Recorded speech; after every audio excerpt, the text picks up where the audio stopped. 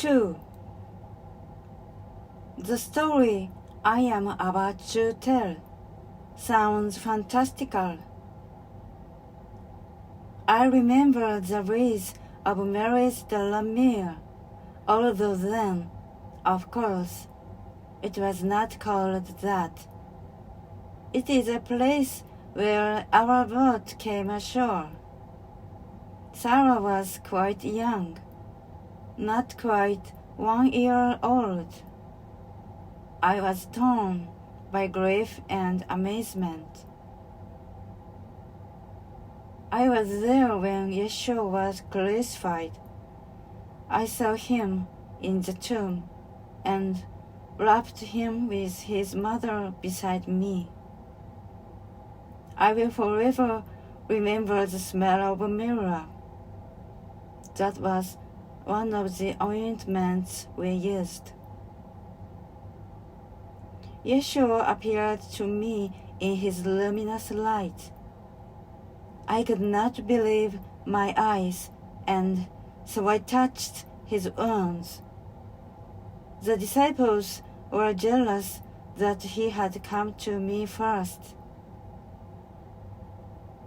It was strange to have my beloved transported to another realm, another world, while I and our daughter crossed the Mediterranean alone.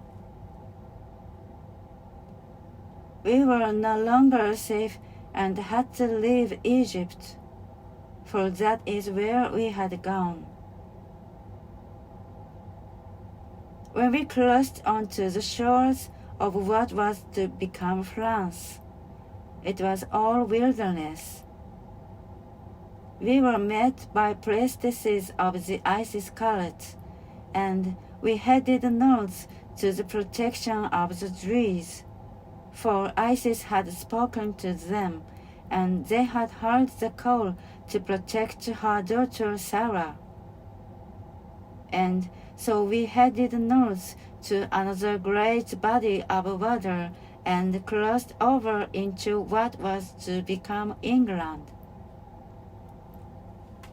And there we were secreted up into the most sacred heart of the Druids, to the Tor and the Glastonbury.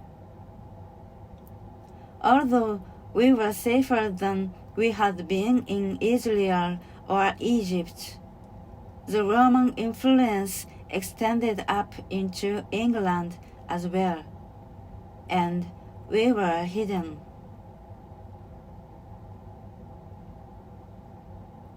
We lived in this area for many years, and Sarah wedded a man whose heirs would become the Temple Knights.